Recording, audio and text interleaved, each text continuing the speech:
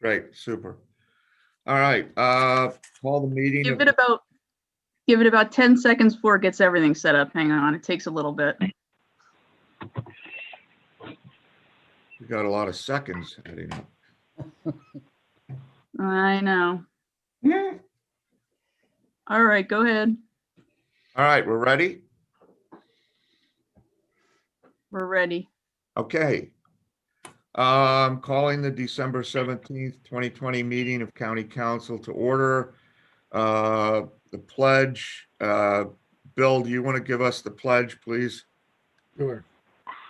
Pledge allegiance to the flag of the United States of America And to the republic for which it stands, stands, one one nation, nation, under under God, God, indivisible, with liberty and justice with for all. justice for all. Thank you. Not exactly the Bach choir, but it worked. Okay. Ms. Zumba, would you call the roll? Mr. Kuzic, Present. Mrs. Ferraro, Here. Mr. Giovanni, Here. Mr. Heckman, Here. Mr. Lott, Here, Mr. McGee, Here. Mr. Myers, Ms. Fargo Hefner, Here, Ms. Zirinsky. Here. All present except Mr. Myers. Okay. Do I have a motion to approve the minutes of December 10th? So moved. Make a motion. Linda, you know. It was Tom and Tara. Sure. Okay, all in favor? aye. aye. None, good, passes. Courtesy of the floor, is there anyone that wants to address council? You can raise your hand by hitting *9 on your phone or or in the Zoom application.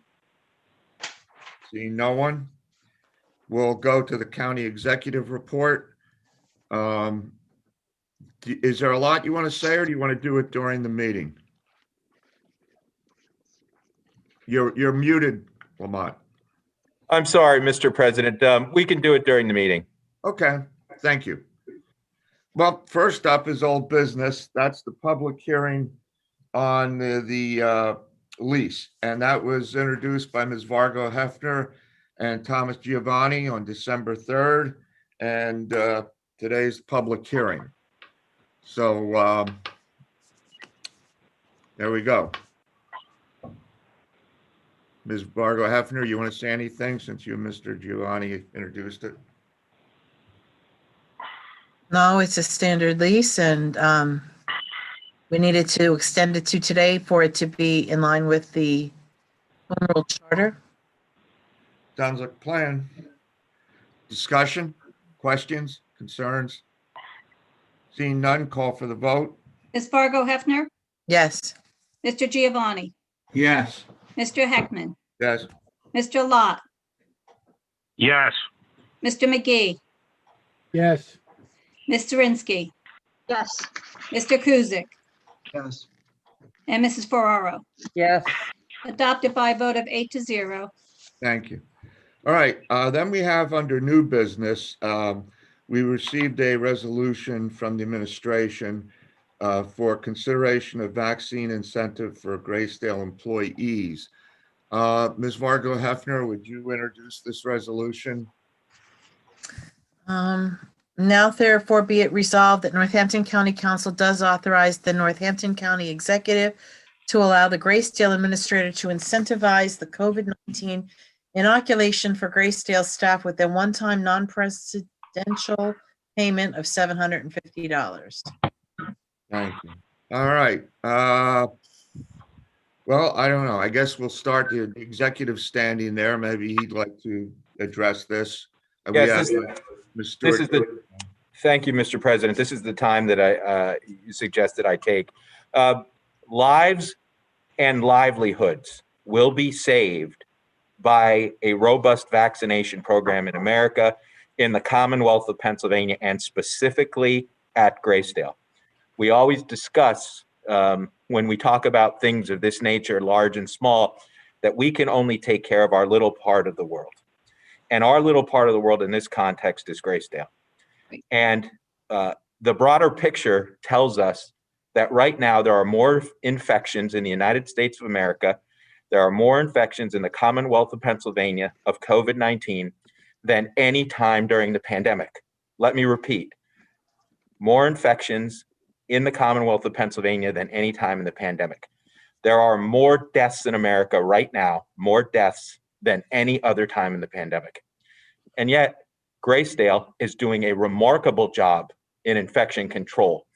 And I'll cede a few moments of my time to Ms. Stewart-King in a minute so she can tell you the marvelous job they're doing at Graysdale, but it won't hold. It's already not holding in other large nursing homes in Pennsylvania. And we are aware that very soon the vaccine will be available to us at Graysdale. And we want to get our residents vaccinated. And importantly, we want to get our staff vaccinated. Council, just by the grace of God and good luck, we have not lost any staff people at Graysdale during this pandemic, and nor do we wish to. One of the ways we can work to prevent that is by getting them all vaccinated. This is incredibly important. You know, I referenced lives and livelihoods at the beginning of my speech. We're all talking about Governor Wolf's most recent orders to close bars and restaurants, and we all want to save those bars and restaurants from going under. The best way we can do that is to get people vaccinated, and the place to start is in our nursing homes. In Northampton County, the last time I looked, nearly 85% of the people who died lived in long-term care facilities. Let me repeat that. 85% of the people who passed away tragically were residents of long-term care facilities. If you want your bars and restaurants opened, the thing to do is get residents and staff vaccinated in your nursing home. We need to take care of our little part of the world if we want to get our economy rolling again too. You can't be out there saying, we need these places open, places that have been demonstrated to spread the infection, and yet be opposed to getting people vaccinated as soon as possible. And it will be a game changer when people in long-term care facilities get vaccinated. I mean, it will. Of course, the average age, these are just facts. The average age of the person who has died in Northampton County from COVID-19 is 80 years old.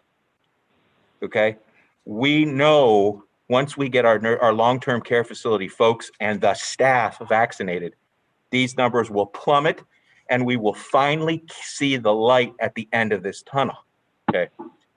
With that respect, Ms. Stewart-King has approached me and asked for the ability, for a tool in her toolkit.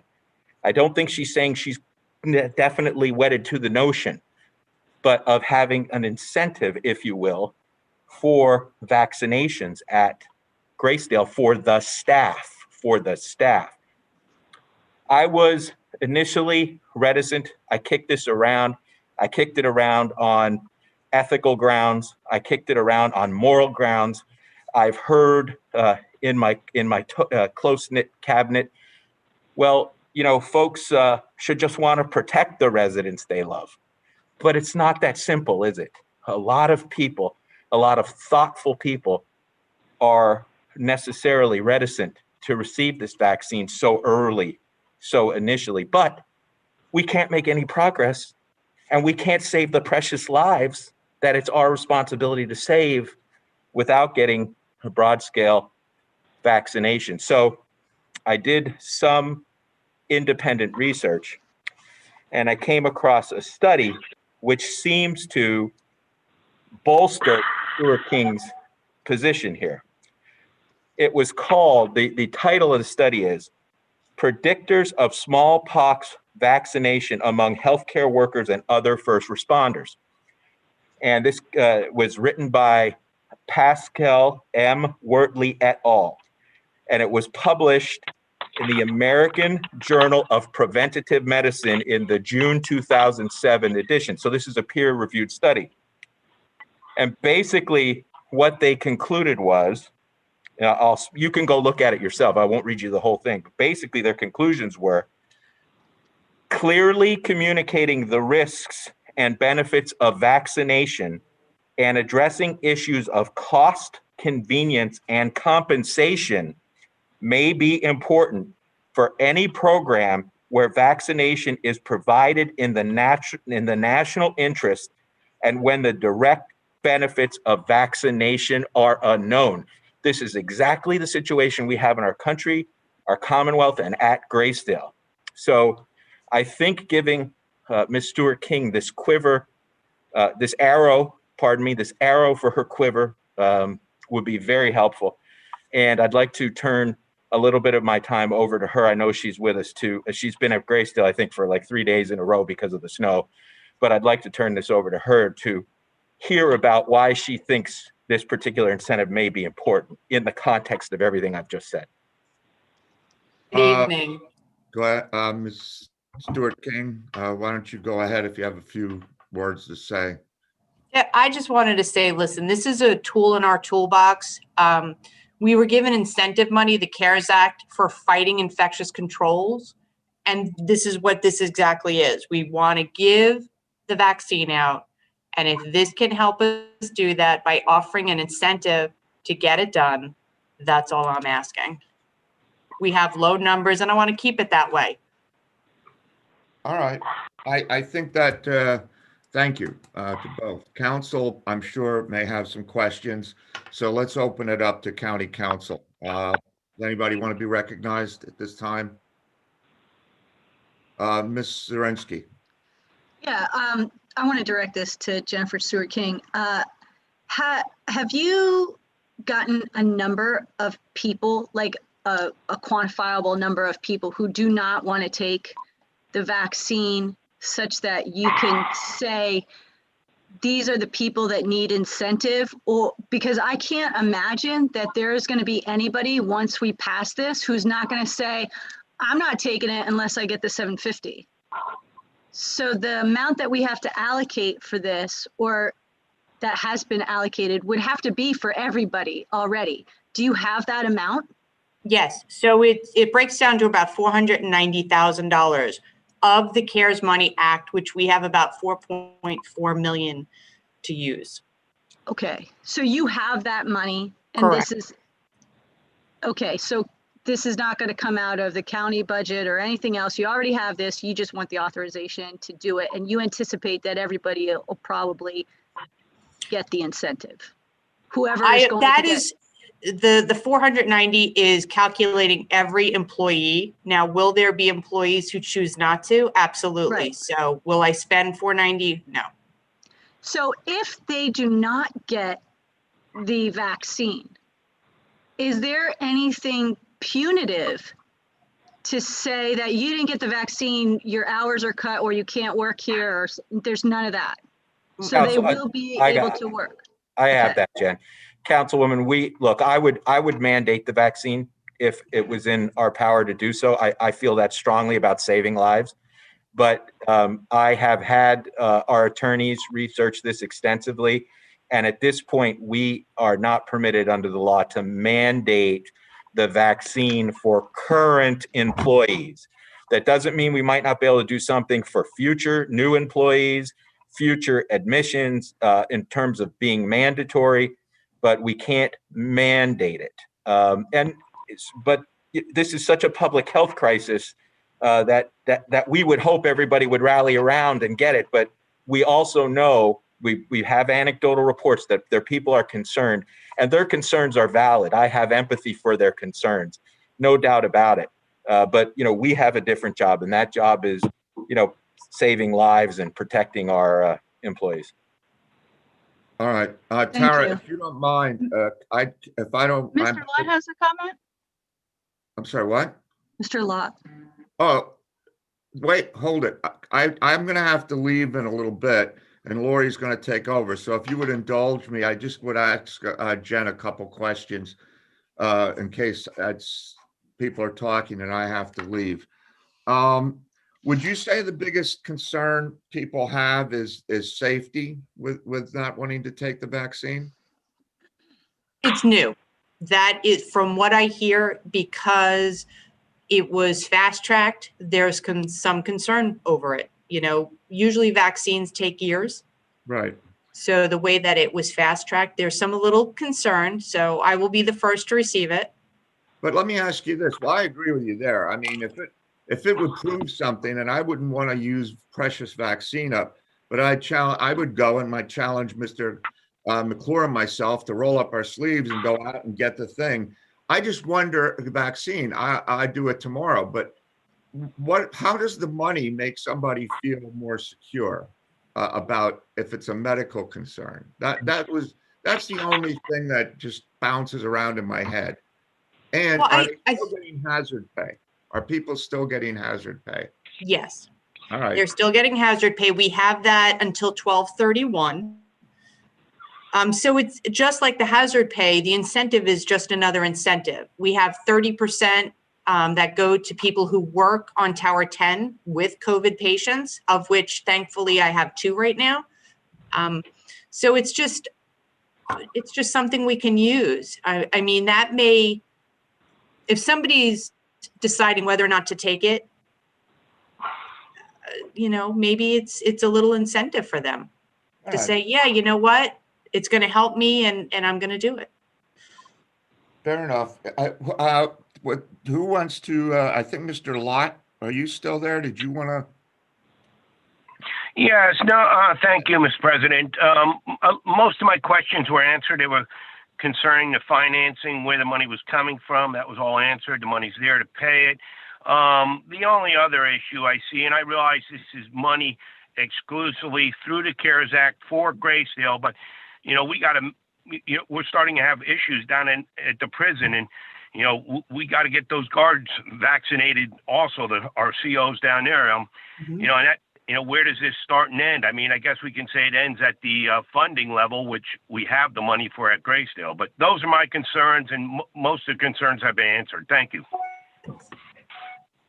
I have another concern. Mr. Lott, I promise you, as soon as we are able to vaccinate the COs, we will make it available to them as soon as we have it. I promise. Yeah. And inmates.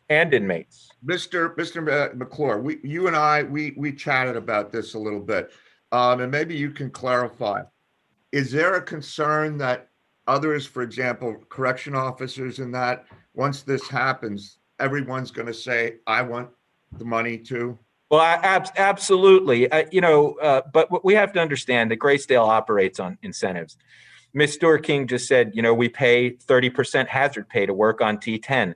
I believe Ms. Stewart-King just paid people to sleep over at Graysdale so that we'd have staffing there. We have shift differentials so that if you're going from the first to the second shift, you get paid more money. Graysdale runs on incentivizing.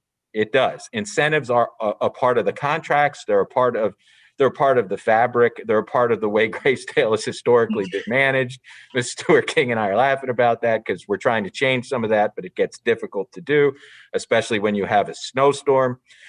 So yes, the answer to your question is there is some concern about that, Mr. Heckman, but let me round back. I'm going the long way around the bend here, but let me round back to the fact that at one point, 85% of the people who died in Northampton County were residents of long-term care facilities. Right. This is, you know, you want your bar open, you want your corner bar open. This is the way to do it. Get folks vaccinated in long-term care facilities, not just residents, but the people who care for them, because it gets spread around the facility, not only by the residents, but by the people who are caring for them. And by the way, Jen, you should take a second and talk about the great job the Graysdale employees are doing in infection control right now. They're fabulous. Jen, Yes. hold on.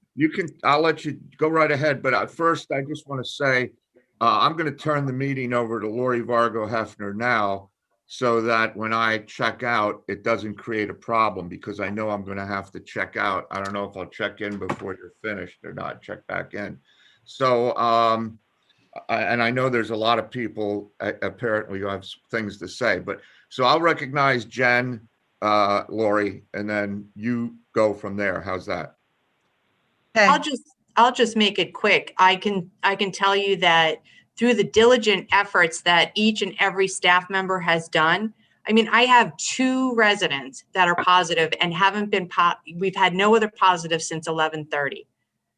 I hear, you know, through our resources, through being the administrator, that there are nursing homes going through just terrible things that we went through in March.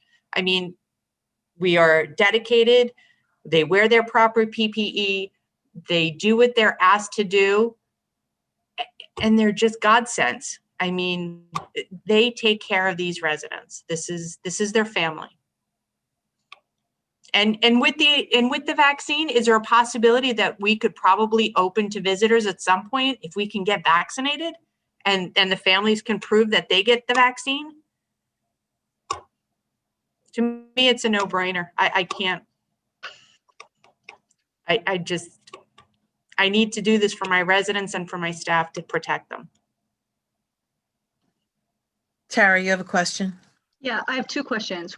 First, does this increase or decrease the liability on the county? Is there any liability on the county for incentivizing employees to get the vaccine?